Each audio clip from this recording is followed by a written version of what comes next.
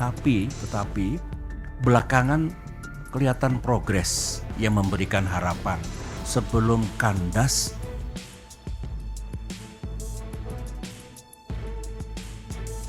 politik yang seperti ini penuh dengan hingar-bingar, katanya ada dalangnya.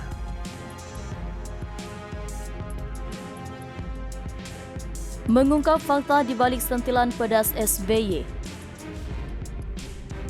Teman sudah mengingatkan saya, baik dari kalangan kader Demokrat maupun dari luar Demokrat. SBY benar-benar percaya.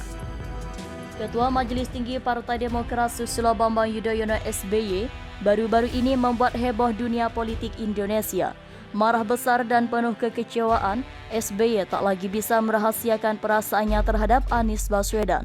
Salah satu bakal calon presidennya yang sedang beredar di panggung politik tanah air. Pertentangan ini berawal ketika Anies Baswedan memilih Muhaimin Iskandar, Ketua Umum PKB, sebagai cawapresnya di Pilpres 2024. Keputusan ini mengejutkan banyak pihak, termasuk SBY dan Partai Demokrat yang berada dalam koalisi yang sama dengan Anies. Tapi apa yang sebenarnya terjadi? Mengapa SBY merasa begitu dikhianati oleh Anies Baswedan hingga sampai mengeluarkan pernyataan keras di depan publik? SBY memulai pengungkapannya dengan penuh rasa syukur. Ia menyatakan bahwa walaupun merasa ditelikung dan ditinggalkan oleh Anies dalam waktu yang sangat mendesak, mereka harus bersyukur kepada Tuhan. Baginya ini adalah pertanda bahwa Allah SWT masih melindungi mereka. Dalam situasi yang sulit, mereka merasa bahwa mereka masih mendapatkan pertolongan dari Yang Maha Kuasa. Syukur yang kedua yang disampaikan oleh SBY adalah pemikiran bahwa Partai Demokrat diselamatkan oleh Tuhan. SBY yakin bahwa partainya tidak diizinkan oleh Allah untuk mendukung seseorang yang tidak jujur dan amanah. Ini adalah poin penting bagi SBY karena ia menganggap integritas dan moral sangat penting dalam politik. Baginya pemimpin haruslah memiliki sifat-sifat seperti kejujuran, amanah dan kesetiaan terhadap komitmen dan janji. SBY kemudian menjelaskan bahwa pemimpin harus memiliki akhlak yang baik. Ia bercerita tentang pemimpin besar dalam sejarah, khususnya dalam Islam yang selalu dikenal dengan sifat seperti kejujuran, amanah dan kesetiaan terhadap komitmen. Baginya jika seseorang tidak memiliki sifat tersebut, terutama dalam konteks politik, maka ia tidak layak menjadi pemimpin. Menurut SBY, pemimpin yang tidak jujur dan amanah hanya akan menggunakan kekuasaannya untuk kepentingan pribadi atau kelompok.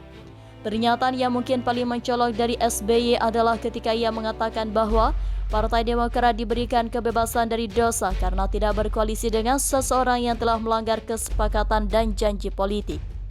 Dalam pandangannya, koalisi yang kuat memerlukan saling pengertian, ketaatan, dan rasa hormat terhadap kesepakatan yang telah dibuat.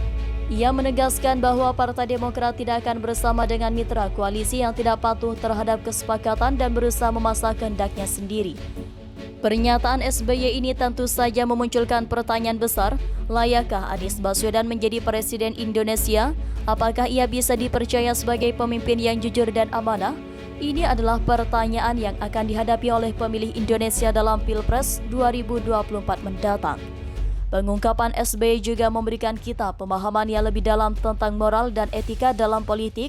Kejujuran, amanah, dan komitmen terhadap kesepakatan adalah nilai-nilai yang harus dipertimbangkan oleh pemilih saat memilih pemimpin. Pertanyaan terakhir adalah, siapa yang akan memenuhi standar moral ini dan memimpin Indonesia ke depan?